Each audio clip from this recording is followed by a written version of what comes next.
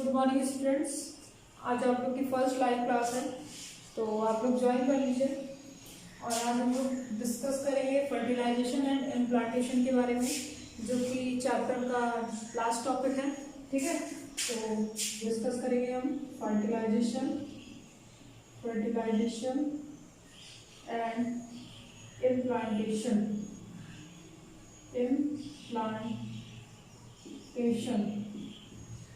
ठीक है, इसके पहले oogenesis और spermatogenesis के बारे में मैंने डिस्कस कर दिया है।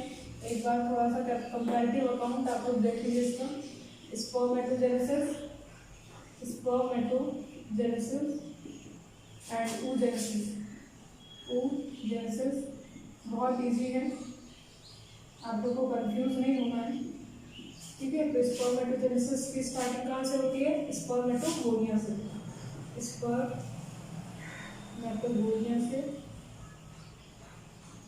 स्पर्मेटोगोनिया से स्टार्ट होती है। आप लोग को दिख रहा होगा? हाँ, ठीक है। चलिए, स्पर्मेटोगोनिया से होती है।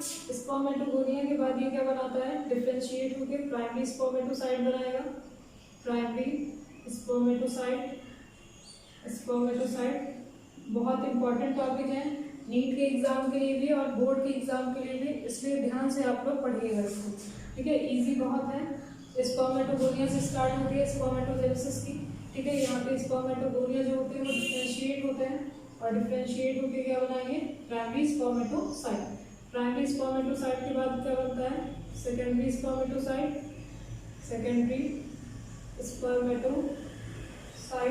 जिसमें क्या होती है? मियोसिस की प्रोसेस।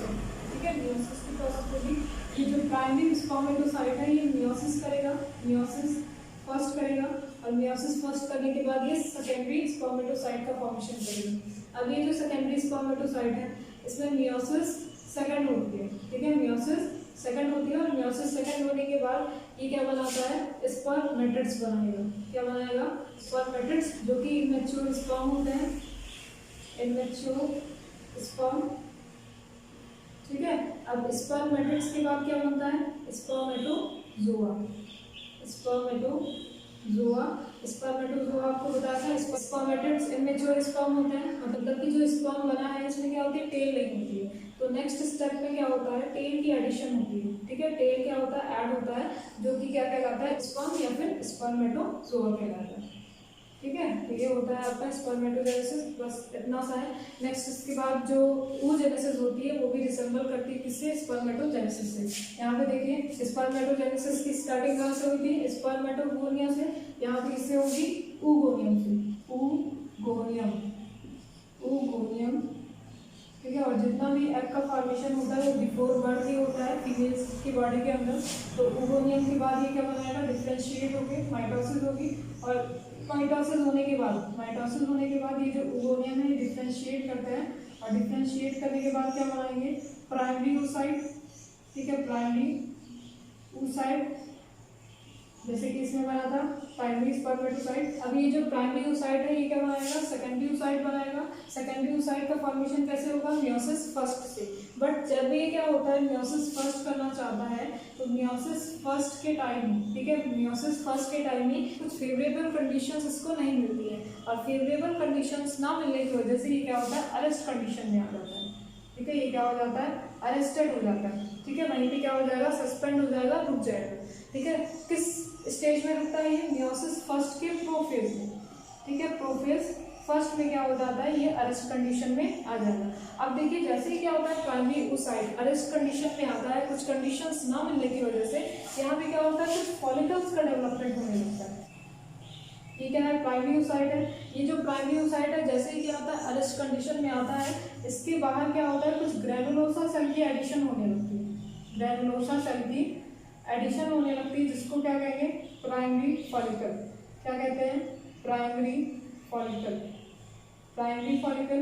अब ये जो प्राइमरी फॉलिकल है इसके बाहर क्या होती है? एक और लेयर आ जाती है। ठीक है, ग्रेनुलोसा सेल की एक और लेयर आ जाती है, जिसको क्या कहते हैं? Secondary follicle. क्या कहेंगे? Secondary follicle. आप लोग को दिख रहा होगा इधर? हाँ, ठीक है, इसको क्या कहेंगे? Secondary follicle. और सेकेंडरी फॉलिकल के बाहर क्या होती है? एक और लेयर आ जाती है, जिसको कहा जाता है tertiary follicle, primary, secondary and this is the tertiary. ठीक है, टर्शियरी फॉलिकल। अब यहाँ पे ध्यान दीजिएगा, जैसे ही क्या होता है टर्शियरी फॉलिकल की डेवलपमेंट होती है, यहाँ पे एक फ्लूइड फिल्ड कैविटी भी प्रेजेंट होती है, फ्लूइड फिल्ड कैविटी भी प्रेजेंट होती है, और इस फ्लूइड फिल्ड कैविटी को क्या कहते हैं, एंट्रम, एंट्रम। ठीक है, एंट्रम। अब जैसे ही एंट्रम आता है, टर्शियरी फॉलिकल का डेवलपमेंट होता है, और जैसे ही एंट्रम आता है, ये एंट्रम प्राइमरी oocyte को क्या करता है, नरिशमेंट देता है। ठीक है, नरिशमेंट प्रोवाइड करेगा, और जैसे ही इस प्राइमरी oocyte को नरिशमेंट मिलेगा, ये अपना मियोसिस फर्स्ट कंप्लीट कर लेगा, और मियोसिस फर्स्ट करने के बाद क्या करता है, ये सेकेंडरी oocyte, ठीक है, सेकेंडरी oocyte में क्या हो जाता है, चेंज हो जाता है, सेकेंडरी oocyte फॉर्म कर लेता है। और सेकेंडरी oocyte के साथ इसमें फर्स्ट पोलर बॉडी का भी डेवलपमेंट होता है, जो कि अनइक्वल डिवीजन होता है नरिशमेंट की कमी की वजह से, मैंने बताया था। तो जैसे ही क्या होता है, यहाँ पे देखिए एंट्रम आ जाता है, और एंट्रम क्या करेगा, इस प्राइमरी oocyte को नरिशमेंट प्रोवाइड करेगा। ये अपना मियोसिस फर्स्ट, जो रेस्ट कंडीशन में था प्राइमरी oocyte, ये अपना मियोसिस फर्स्ट कंप्लीट करता है, और ये सेकेंडरी oocyte में चेंज हो जाएगा। अब देखिए सेकेंडरी oocyte से क्या फॉर्म होगा, सेकेंडरी oocyte से फिर फॉर्म होता है क्या, ओवम। बट यहाँ पे भी क्या होता है, जैसे ही ये सेकेंडरी oocyte में चेंज हो जाएगा, सेकेंडरी oocyte में चेंज हो जाएगा, इसके बाहर भी क्या होती है, एक और लेयर क्या हो जाती है, डेवलप हो जाती है। ठीक है, सेकेंडरी oocyte के बाहर ये क्या है, टर्शियरी फॉलिकल है, एक और लेयर क्या हो जाती है, ऐड हो जाती है, और इस लेयर को, ठीक है, इस लेयर को कहा जाता है ग्राफियन फॉलिकल। सेकेंडरी oocyte में क्या होती है, कौन सी फॉलिकल का डेवलपमेंट होता है, ग्राफियन फॉलिकल। ठीक है, ये क्या है, ग्राफियन फॉलिकल। और जितना भी फॉलिकल का डेवलपमेंट हो रहा है, इसके लिए एक हार्मोन रिस्पॉन्सिबल होता है, जिसको कहा जाता है FSH। FSH का मतलब है फॉलिकल स्टिमुलेटिंग हार्मोन। यहाँ पे देखिए कौन सा हार्मोन रिस्पॉन्सिबल होता है, FSH, मतलब कि फॉलिकल स्टिमुलेटिंग हार्मोन। तो फॉलिकल स्टिमुलेटिंग हार्मोन फॉलिकल का डेवलपमेंट कराता है। यहाँ पे जैसे ही प्राइमरी oocyte सेकेंडरी oocyte में चेंज होगा, एक और ग्रैनुलोसा सेल की लेयर क्या हो जाती है, डेवलप हो जाती है, जिसको क्या कहा जाता है, ग्राफियन फॉलिकल। अब देखिए जो सेकेंडरी oocyte है, वो अपना मियोसिस सेकंड कंप्लीट करेगा। ठीक है, मियोसिस सेकंड कंप्लीट करेगा, सेंट्रियोल जैसे ही आता है, ये मियोसिस सेकंड कंप्लीट करता है, और मियोसिस सेकंड कंप्लीट करने के बाद ये क्या बना लेता है, ओवम का फॉर्मेशन कर लेता है, मतलब कि एक मैच्योर एग का फॉर्मेशन कर लेगा। तो इस तरह से प्रोसेस होती है oogenesis। तो यहाँ पे देखिए जो कंपैरेटिव अकाउंट है, इससे आप लोग को समझ में आ रहा होगा, तो इसको नोट कर लीजिए। नेक्स्ट इसके बाद स्टार्ट करते हैं फर्टिलाइजेशन एंड इम्प्लांटेशन।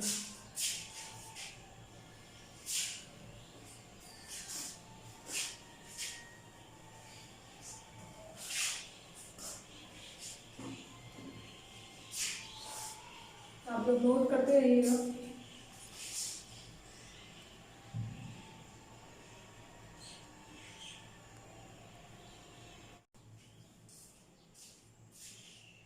इसके बाद क्या है, फर्टिलाइजेशन। फर्टिलाइजेशन आप लोग को पता है, fusion of male and female gamete. ठीक है, फीमेल और मेल गैमेट का जो फ्यूजन होता है, इसको क्या कहते हैं, फर्टिलाइजेशन। इसके बारे में हम देखते हैं, पहले डायग्राम बना लेंगे यहाँ पे।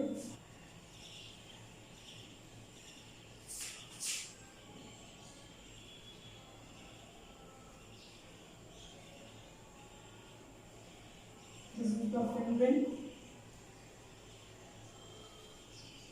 this is the ovary,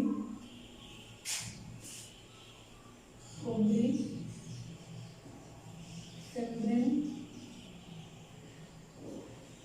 oviduct या फिर फैलोपियन ट्यूब कह सकते हैं, यूट्रस।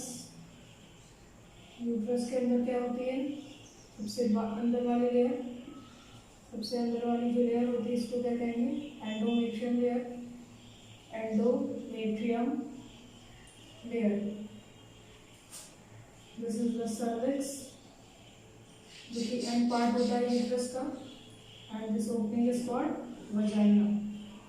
ठीक है, तो देखिए जब फर्टिलाइजेशन होना होता है, तो फर्टिलाइजेशन के टाइम स्पर्म की एंट्री होती है फीमेल की बॉडी के अंदर, क्योंकि स्पर्म क्या होता है, मोटाइल होता है, और जो ओवा होती है वो क्या होती है, नॉन मोटाइल होती है। तो स्पर्म एंटर करता है फीमेल की बॉडी के अंदर थ्रू द वजाइना।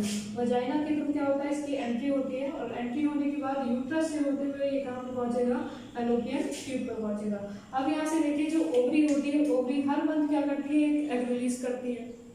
ठीक है, हर मंथ एक एग रिलीज करेगी, और जैसे ही एग रिलीज होगा ये जो फिम्ब्रिन होता है, फिम्ब्रिन कैप्चर करेगा और इसको पहुंचाता है कहाँ पे, फैलोपियन ट्यूब में। अब यहाँ पे देखिए पेयर्ड में फैलोपियन ट्यूब प्रेजेंट होता है, तो पेयर्ड में फैलोपियन ट्यूब प्रेजेंट होने की वजह से स्पर्म किधर जाएगा, राइट की तरफ या फिर लेफ्ट की तरफ, तो इसके लिए भी इसको एक सिग्नल मिलता है। ठीक है, इसके लिए भी स्पर्म को एक सिग्नल मिलता है जो कि रिलीज करता है कौन, एग।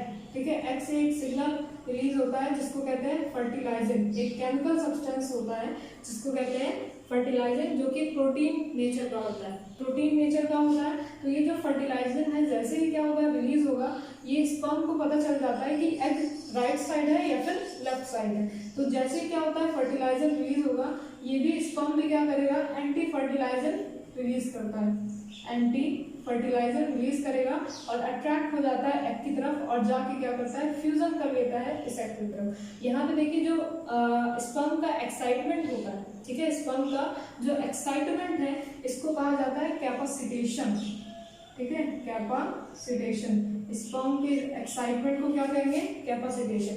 अब जैसे ही क्या होता है, इसको केमिकल मिलेगा, केमिकल सिग्नल मिलता है, तो ये जाके स्पर्म क्या करता है, एग के साथ जाके फर्टिलाइज हो जाता है, और फर्टिलाइज होने के बाद, ठीक है, फर्टिलाइज होने के बाद यहाँ पे क्या बनेगा, जाइगोट। ठीक है, यहाँ पे क्या होता है, जाइगोट का फॉर्मेशन हो जाता है। और आपको पता है फर्टिलाइजेशन का साइट कहाँ पे होता है, फर्टिलाइजेशन का जो साइट होता है वो एम्पुलरी स्टमक जंक्शन होता है। ठीक है, फैलोपियन ट्यूब 3 रीजन्स में क्या होता है, डिवाइड होता है। फर्स्ट इज इनफेंडिबुलम, ठीक है, फर्स्ट क्या होता है, इनफेंडिबुलम जो कि फ्लैग शेप होता है। सेकंड जो ब्रॉड रीजन होता है इसको कहेंगे एम्पुला, और जो थर्ड नैरो रीजन होता है इसको क्या कहेंगे, स्थमस। ठीक है, अब फर्टिलाइजेशन कहाँ पे होगा, एम्पुलरी स्थमस जंक्शन पे। जैसे ही क्या होता है, ठीक है, यहाँ पे फर्टिलाइजेशन होगा, जैसे ही यहाँ पे क्या होता है, एम्पुला खत्म होगा, ठीक है, एम्पुला क्या होता है, एंड होता है, वैसे ही स्थमस क्या हो जाता है, स्टार्ट हो जाता है। तो इस जंक्शन को क्या कहा जाता है, एम्पुलरी स्थमस जंक्शन, जहाँ पे क्या होता है, फर्टिलाइजेशन होती है। और फर्टिलाइजेशन होने के बाद ये क्या बनाएगा, जाइगोट का फॉर्मेशन कर लेगा। अब देखिए जो फर्टिलाइजेशन होता है वो कैसे होता है, थोड़ा सा इसका 3D स्ट्रक्चर देखेंगे। यहाँ पे देखिएगा, ये क्या है, एग है। ठीक है, एग का जो प्लाज्मा मेम्ब्रेन होता है इसको क्या कहेंगे, विटेलाइन मेम्ब्रेन, विटेलाइन मेम्ब्रेन, जो कि इनर मोस्ट लेयर होती है, आप लोगों को पता है। विटेलाइन मेम्ब्रेन के बाहर एक और लेयर होती है जिसको क्या कहते हैं, जोना पेलुसिडा। ये देखिए, ये जो लेयर होती है इसको कहेंगे जोना पेलुसिडा, जोना पेलुसिडा। आप लोग नोट करते रहिएगा। जोना पेलुसिडा के बाहर क्या होता है, ग्रैनुलोसा सेल से एक लेयर और फॉर्म हो जाती है जिसको क्या कहेंगे, कोरोना रेडिएटा। इसको क्या कहेंगे, कोरोना रेडिएटा। ग्रैनुलोसा सेल की एक और लेयर आ जाती है, इसको क्या कहते हैं, कोरोना रेडिएटा। ठीक है, ये है कोरोना रेडिएटा। नेक्स्ट इसके बाद जो एग होता है, ठीक है, एग होता है, एग के अंदर जो न्यूक्लियस प्रेजेंट होता है इसको क्या कहते हैं, जर्मिनल वेसिकल, जर्मिनल वेसिकल। इसके अंदर का जो न्यूक्लियस होता है जो कि डार्क कलर का अपीयर होता है इसको कहेंगे जर्मिनल स्पॉट, जर्मिनल स्पॉट। और अंदर एक फ्लूइड फिल्ड होता है जिसको साइटोप्लाज्म ऑफ एग सेल कहते हैं, इसको यहाँ पे नाम दे दिया गया है ooplast। ठीक है, एग के अंदर का जो फ्लूइड है इसको क्या कहेंगे, ooplast। अब देखिए यहाँ पे फर्टिलाइजेशन जब होता है, ध्यान दीजिएगा, जब फर्टिलाइजेशन होता है तो जो हेड पोर्शन होता है, ठीक है, जो स्पर्म का हेड पोर्शन होता है उसके जो टिप होते हैं, ठीक है, उसका जो टिप होता है वहाँ पे प्रेजेंट होता है एक्रोसोम। ठीक है, एक्रोसोम मैंने बताया था, हेड पोर्शन में प्रेजेंट होता है एक्रोसोम। एक्रोसोम कंटेन करता है एंजाइम्स को, जिसमें लाइसिन जैसे एंजाइम होते हैं, लाइसिन जैसे एंजाइम होगा।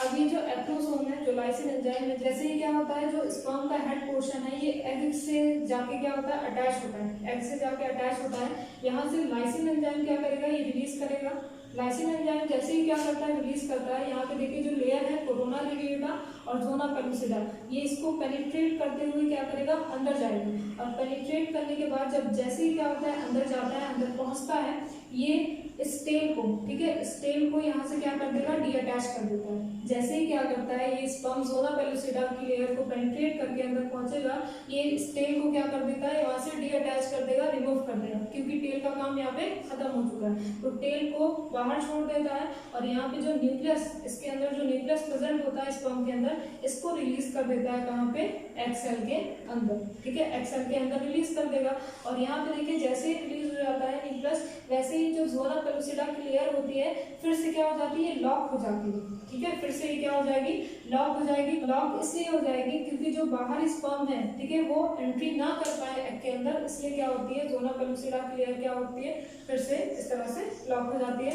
और जो न्यूक्लियस यहाँ पे अंदर रिलीज हुआ है, उसके साथ ये जो न्यूक्लियस है वो फर्टिलाइज होकर क्या बनाएगा, जाइगोट का फॉर्मेशन कर देता है। और जाइगोट क्या होता है, जैसे ही फॉर्म होता है, इसमें कुछ सेल डिविजन्स होते हैं, ठीक है, इसमें कुछ सेल डिवीजन होते हैं और कुछ स्टेजेस होती हैं, कुछ स्टेजेस होती है सेल की, उसके बारे में हम आगे डिस्कस करेंगे। तो यहाँ पे इसको नोट कर लीजिए आप।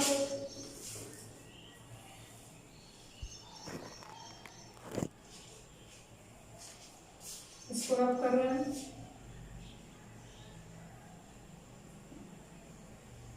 तो कौन कौन से सेल की स्टेजेस होती है जाइगोट बनने के बाद? सबसे पहले क्या होता है, जाइगोट फॉर्म होता है, यहाँ पे जाइगोट फॉर्म हुआ, ठीक है।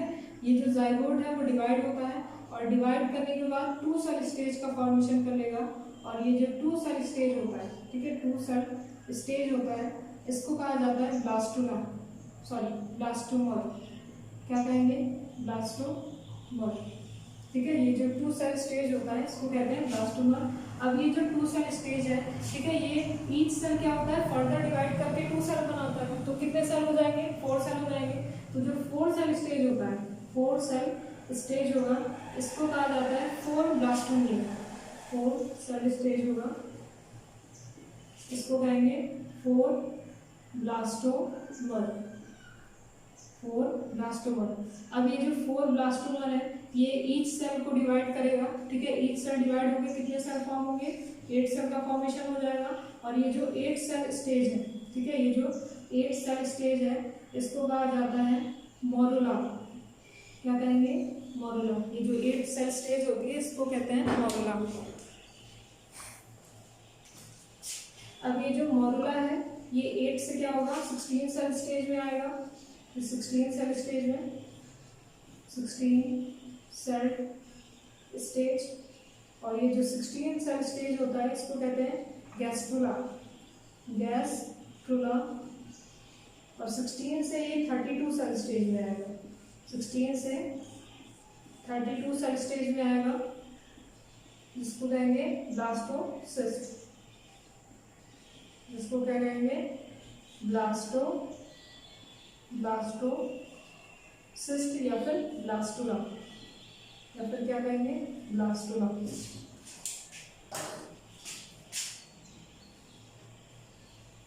ब्लास्टुला, ठीक है। तो सेल स्टेजेस देख लीजिए, जैसे क्या होता है,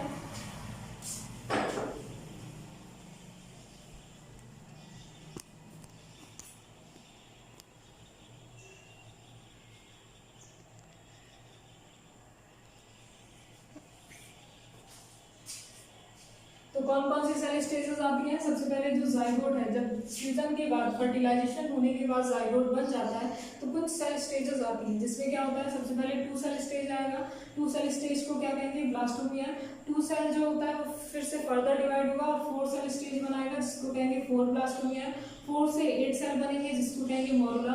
8 से 16 सेल आता है, जिसको कहेंगे गैस्ट्रुला। और गैस्ट्रुला के बाद क्या बनता है, जो 32 सेल स्टेज होता है, इसको क्या कहेंगे, ब्लास्टोसिस्ट या फिर ब्लास्टुला। अब ये जो जाइगोट है वो डिवाइड करते करते, ठीक है, डिवाइड करते करते आता है ब्लास्टुला स्टेज में। और ब्लास्टुला स्टेज में आते ही, ठीक है, ब्लास्टुला स्टेज में आते ही क्या होता है, ये यूट्रस की जो एंडोमेट्रियम लेयर होती है, यूट्रस की जो इनर वॉल होती है, उससे जाके क्या हो जाता है, अटैच हो जाता है, ठीक है, उससे जाके क्या होता है, अटैच हो जाता है, जिसको क्या कहा जाता है, इम्प्लांटेशन। तो attachment of blastula to the uterine wall is known as implantation, ठीक है। जो अटैचमेंट होता है ब्लास्टुला का यूट्राइन वॉल की एंडोमेट्रियम लेयर से, इसी को क्या कहते हैं, इम्प्लांटेशन। इसको नोट कर लीजिए, फिर आगे की प्रोसेस हम लोग डिस्कस करते हैं।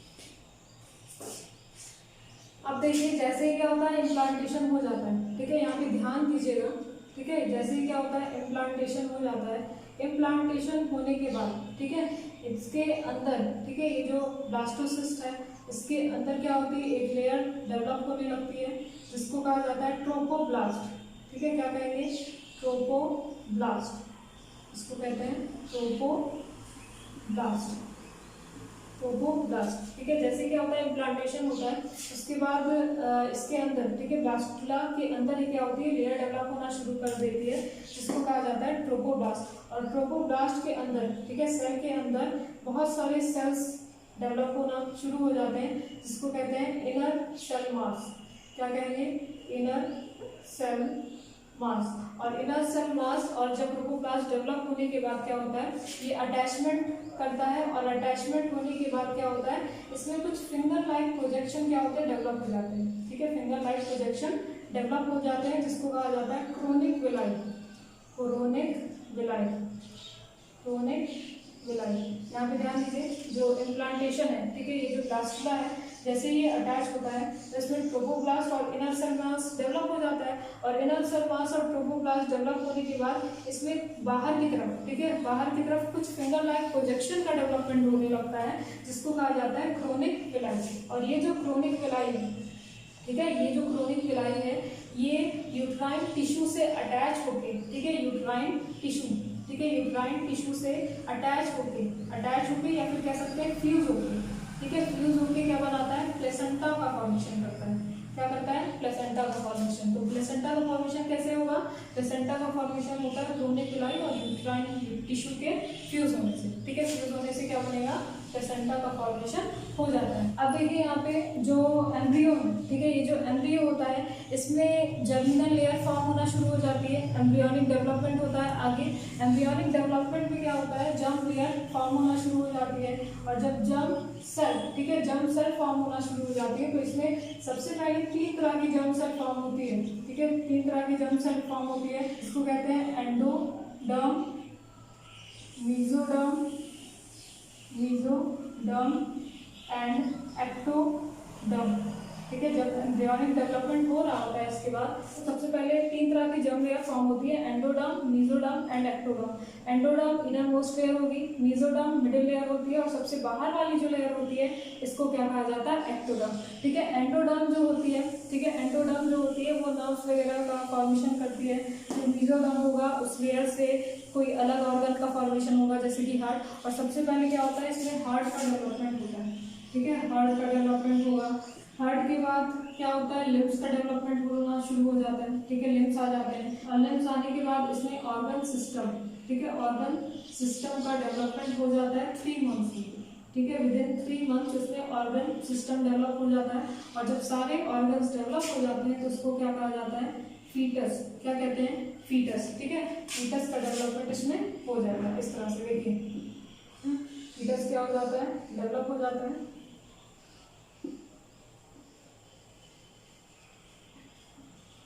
फीटस क्या हो जाता है, डेवलप हो जाता है, ये देखिए फीटस। और फीटस डेवलप होने के बाद क्या होता है, एक स्ट्रिंग लाइक स्ट्रक्चर डेवलप हो जाता है, और ये जो स्ट्रिंग लाइक स्ट्रक्चर होता है इसको कहा जाता है अम्बिलिकल कॉर्ड, अम्बिलिकल कॉर्ड। और ये जो अम्बिलिकल कॉर्ड होता है ये गैसेस एक्सचेंज के लिए या फिर कुछ भी नरिशमेंट, ठीक है, नरिशमेंट या फिर waste material foetus to mother, mother to foetus जब एक्सचेंज करना होता है तो इसमें क्या करता है, हेल्प करता है। तो अम्बिलिकल कॉर्ड जब डेवलप हो जाता है तो यहीं से क्या होता है, मदर से फूड प्रोवाइड होता है, मदर से फूड प्रोवाइड होता है बेबी को, और बेबी के अंदर जो भी वेस्ट मटेरियल होता है वो इसी अम्बिलिकल कॉर्ड के थ्रू क्या होता है, मदर के अंदर जाता है, और मदर से क्या होता है, बाहर हो जाता है। तो ये exchange of gases, exchange of food material, exchange of waste material में क्या होता है, हेल्प करेगा, ठीक है। नेक्स्ट इसके बाद जो होता है गेस्टेशन, ठीक है। गेस्टेशन का मतलब होता है जो डेवलपमेंट होता है, ठीक है। 9 मंथ तक जो बेबी का डेवलपमेंट होता है इसी को क्या कहता है, गेस्टेशन पीरियड कहेंगे। क्या कहेंगे, गेस्टेशन पीरियड। और गेस्टेशन पीरियड के बाद क्या होता है, पार्चुरेशन। और पार्चुरेशन में क्या होता है, डिलीवरी ऑफ बेबी हो जाता है, ठीक है। तो यहाँ पे देखिएगा, इसको रब कर रहे हैं। नेक्स्ट जो लास्ट टॉपिक है इसका, parturition and lactation. Last topic है इसका पार्चुरेशन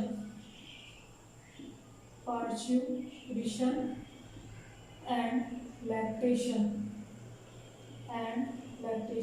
तो देखिए पार्चुरेशन का मतलब क्या होता है, parturition means delivery of baby, ठीक है। और जब बेबी की डिलीवरी होती है 9 मंथ्स के बाद, ठीक है, 9 मंथ्स के बाद बेबी की डिलीवरी जब होती है तो उसमें बहुत सारे हार्मोन क्या होते हैं, रिलीज होते हैं। और जो कॉन्ट्रैक्शन होता है, ठीक है, कॉन्ट्रैक्शन होता है मायोमेट्रियम लेयर का, ठीक है। मायोमेट्रियम लेयर के कॉन्ट्रैक्शन की वजह से, सर्विक्स की कॉन्ट्रैक्शन की वजह से क्या होता है, पार्चुरेशन पॉसिबल हो जाता है।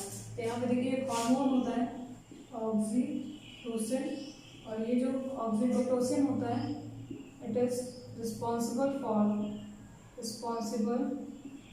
For contraction of myometrium,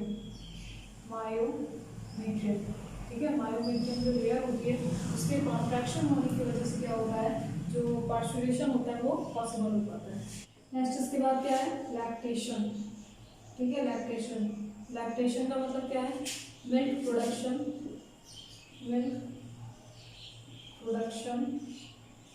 from mammary glands। Memory gland से क्या होता है, मिल्क का प्रोडक्शन होता है। और ये ड्यूरिंग प्रेगनेंसी होता है, जिसमें जो बेबी होता है वो 6 मंथ तक, ठीक है, 6 मंथ तक क्या करता है, ब्रेस्ट फीडिंग करता है। और ये जो मिल्क होता है इसमें विटामिन, ठीक है, ये रिच होता है विटामिन में,